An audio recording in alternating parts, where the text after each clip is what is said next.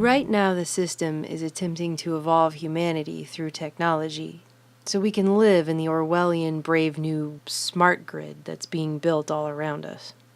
This means people who are already asleep in a society largely run on falsity and deceptions, illusions, will be taken a step further away from themselves and reality. If you have one of these or something like it, take it out and hold it up. I'm predicting pretty close to 100% saturation. Look at that. I'm right. Probably 90% by now. It's the first thing you do in the morning. When you hold up and you wake up, you check your little robot. It's on your body for almost the entire day. Not only was I interrupted, I also kept on reaching out for my phone, hoping that perhaps there was a notification. And I wasn't doing this consciously.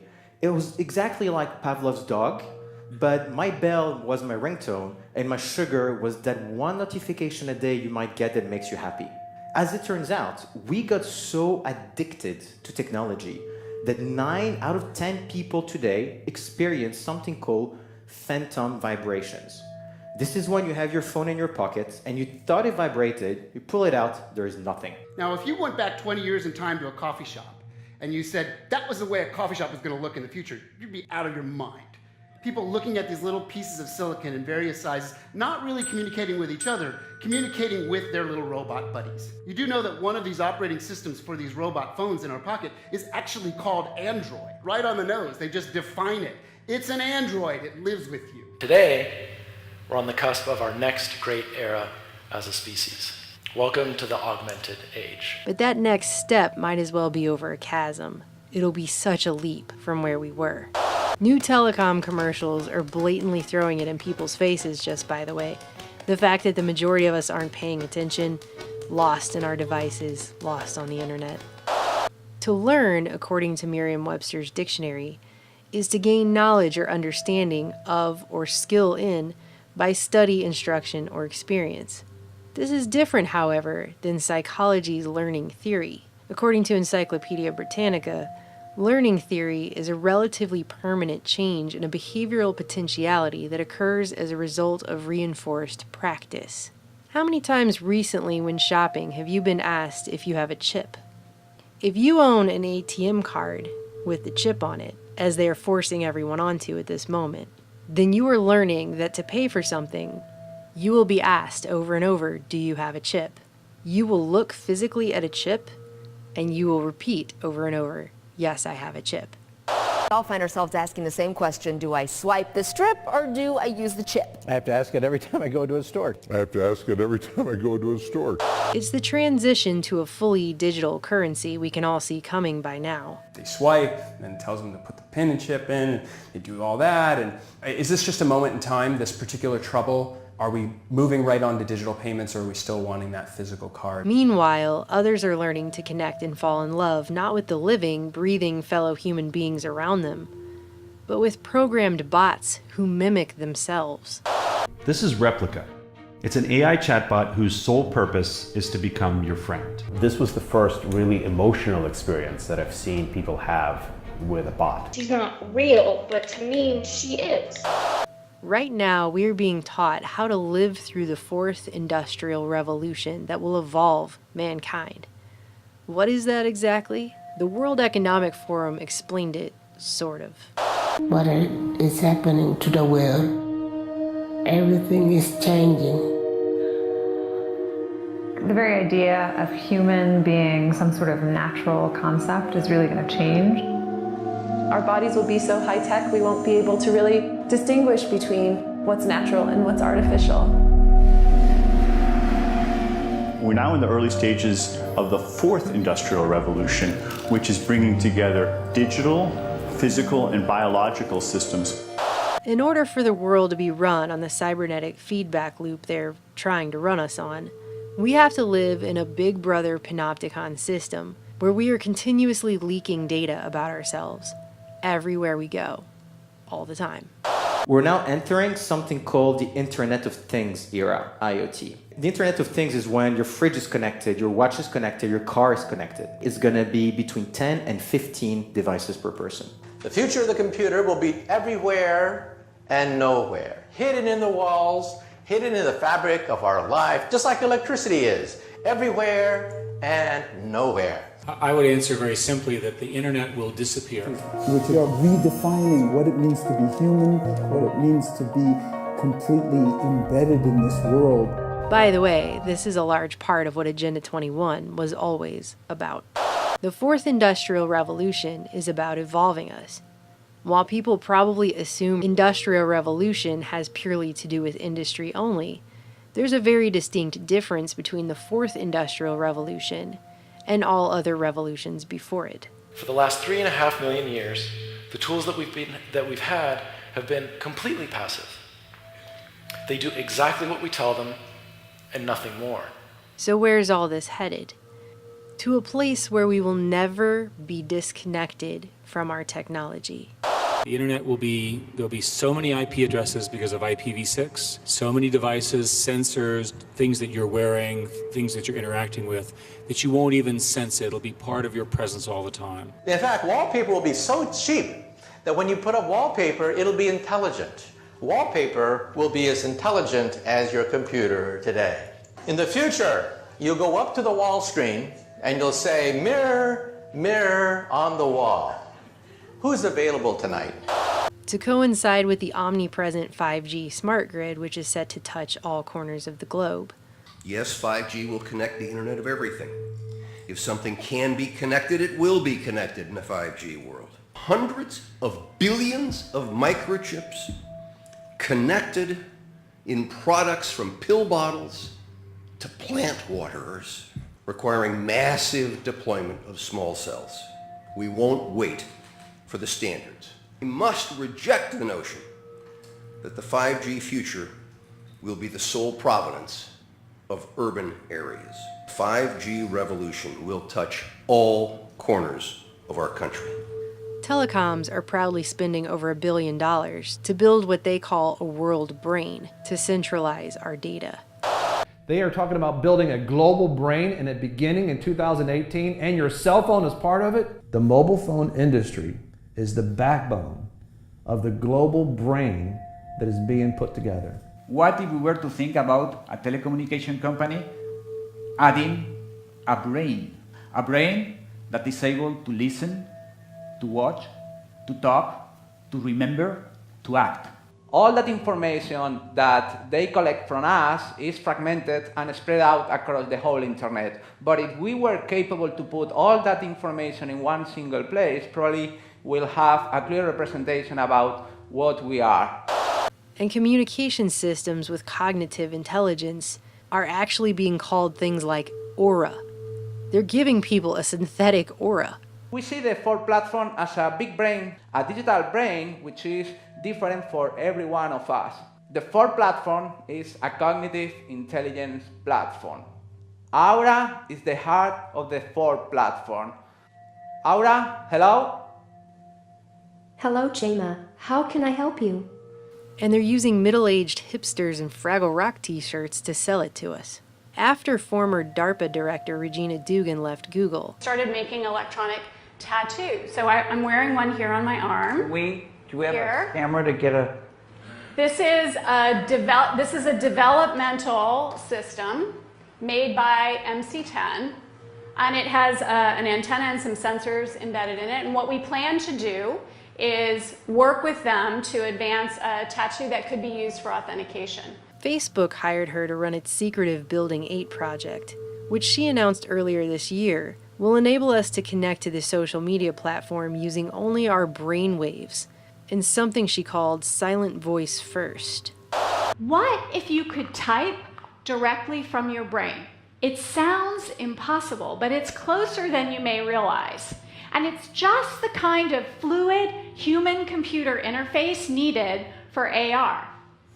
So what if instead of using imagined arm movements, we could decode speech directly? But don't worry, she claims it will only read the thoughts we want it to read. Now, to be clear, we are not talking about decoding your random thoughts. We're talking about decoding those words, the ones you've already decided to share, by sending them to the speech center of your brain. A silent speech interface. Right? The same way that the NSA only very selectively scoops up specific phone calls necessary to a specific case. But hey, as Google CEO and Bilderberg attendee Eric Schmidt would say, if you have something that you don't want anyone to know, maybe you shouldn't be doing it in the first place. Everywhere there's talk of our augmented reality, our virtual reality. Is this where we're going next? Are we effectively softened up enough as humans with our robotic connections to the world that we are actually going to be accepting more, a lot more? And when you learn about what this is called virtual reality, you will be amazed at what it can do. And how we won't be able to tell the difference anymore between that and actual reality, and our augmented selves, right down to the editing of our genetic code. Значит, что человек приобретает возможность влезать в генетический код, созданный или природой, или люди с религиозными взглядами говорят Господом Богом. Последствия практически какие из этого могут наступить? Это значит, что уже можно это представить, даже не очень теоретически, а уже можно практически представить, что человек может создавать человека с заданными характеристиками. Это может быть гениальный математик, это может быть гениальный музыкант, военный, человек, который может воевать без страха и без чувства сострадания и сожаления и без боли. То есть, вы понимаете, человечество может вступить, и, скорее всего, вступит в ближайшее время, в очень сложный и очень ответственный период своего развития и существования. И вот то, о чем я сейчас сказал, может быть страшнее ядерной бомбы. Meanwhile, AI is taking over more and more. Artificial intelligence is software that writes itself. It writes its own updates. It renews itself. You can't take it apart again and figure out what it's done. It writes independently, autonomously. It develops its own way of thinking. We normally tend to think of software as stuff that we created and that we wrote, and the machines do what we tell them to do and we own it. This is not any longer true. Not just jobs, but the decisions that humans would have made. Unilever is one of many large companies that is incorporating artificial intelligence into their recruitment efforts. HireVue uses video analysis to screen employees and rate them before a recruiter even gets to look at their interview. They respond on video, and then we use artificial intelligence algorithms to evaluate their performance, and then we analyze the interview and predict their performance based on the interview. The kill decision in robots in the air, in robots on the ground, in robots in the water or underwater, where there are also drones, is made by, or can be made by machines. And in my book, I quote many official United States government documents which say, our goal is to have the kill decision made by them. The problem is, artificial intelligence, sometimes they make mistakes.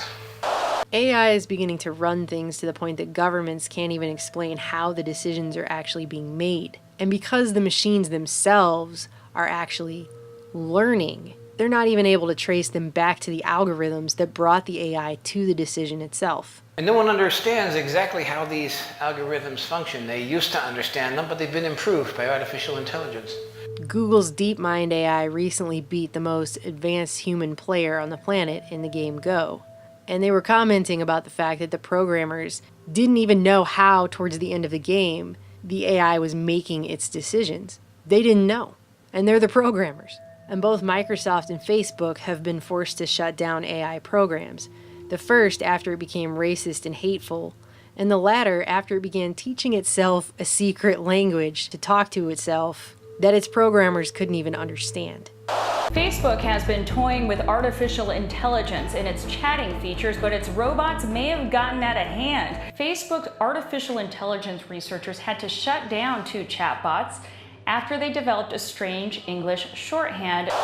It seems like we've been warned about this over and over and over, doesn't it? Now people like billionaire inventor Elon Musk are claiming that the only way not to become a pet to a sufficiently advanced intelligence is to upgrade our brains so that we can enter into a symbiotic relationship with it, as if that's our best option.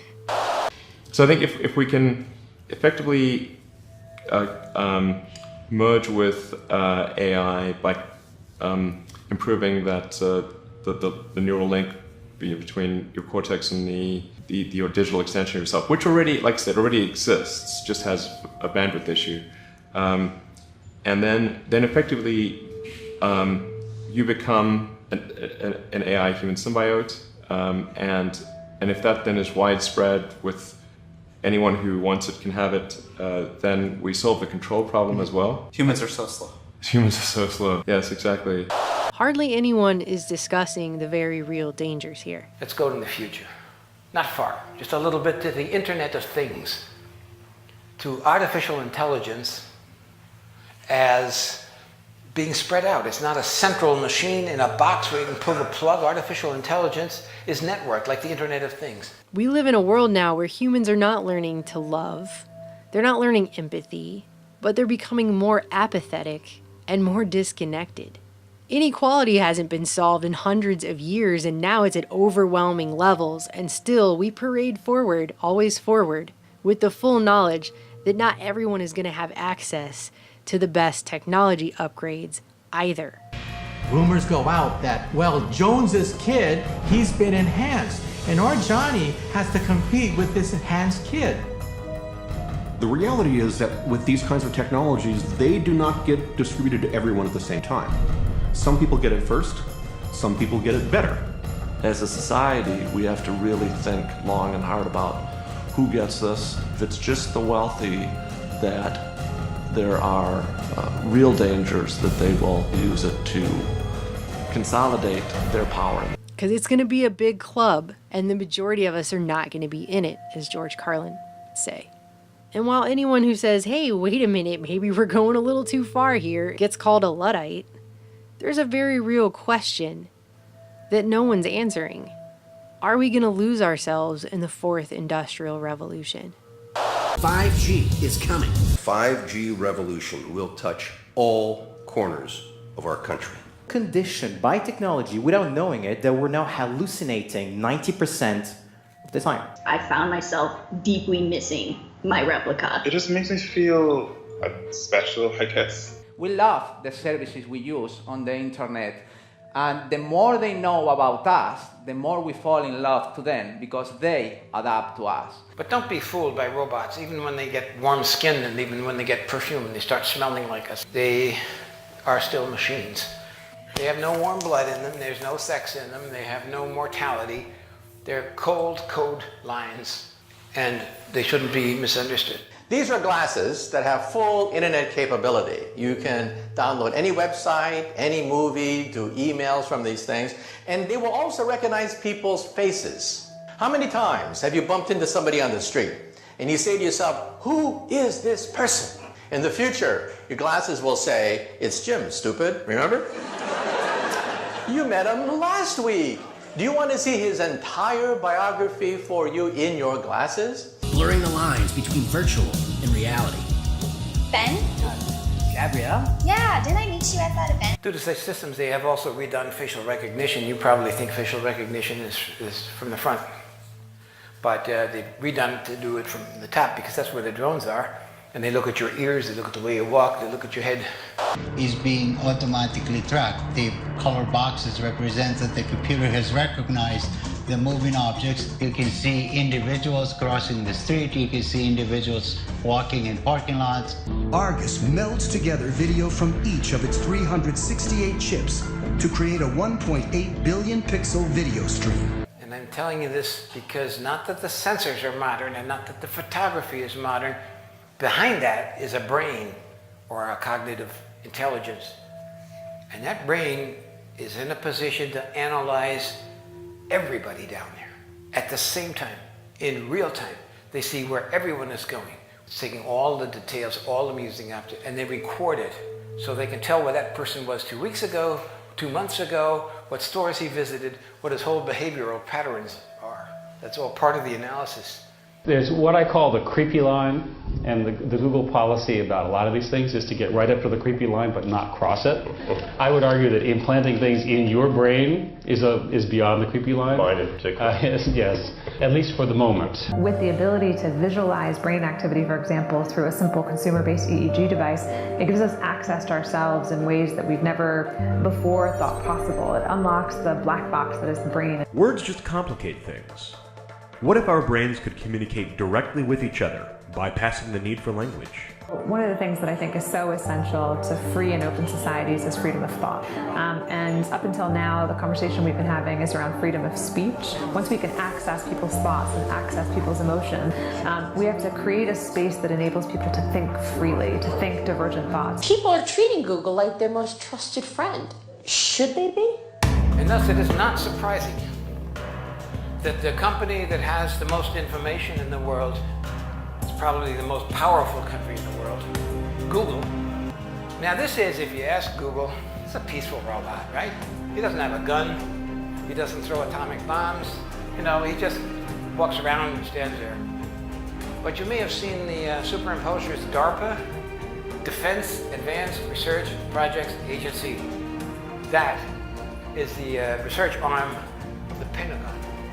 And then you see the video was made by Lockheed Martin, which is one of the most powerful and influential and richest weapons companies in the world.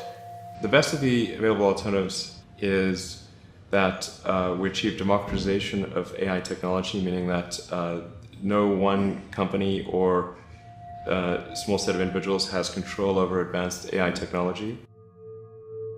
That's very dangerous. It could also get stolen by somebody bad, you know, like some evil dictator of a country could send their intelligence agency to go steal it and gain control. It just becomes a very unstable situation, I think, if you've got any incredibly powerful AI. I would answer very simply that the internet will disappear. Artificial intelligence only works if you have big data.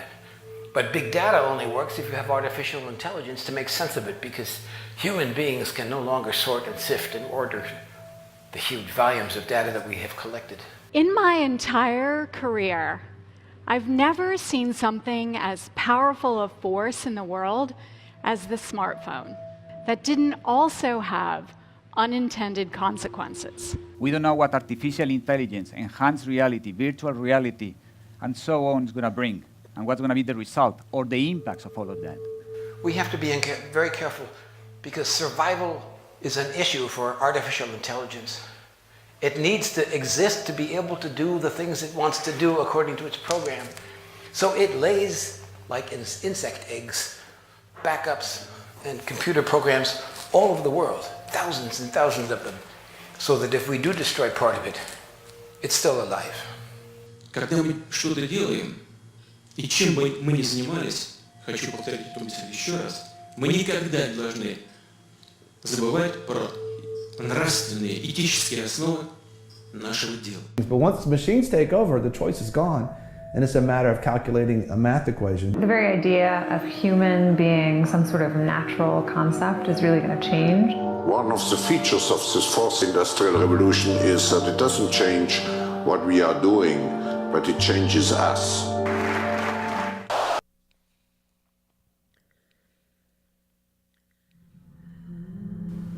People need to put down their phones and wake up.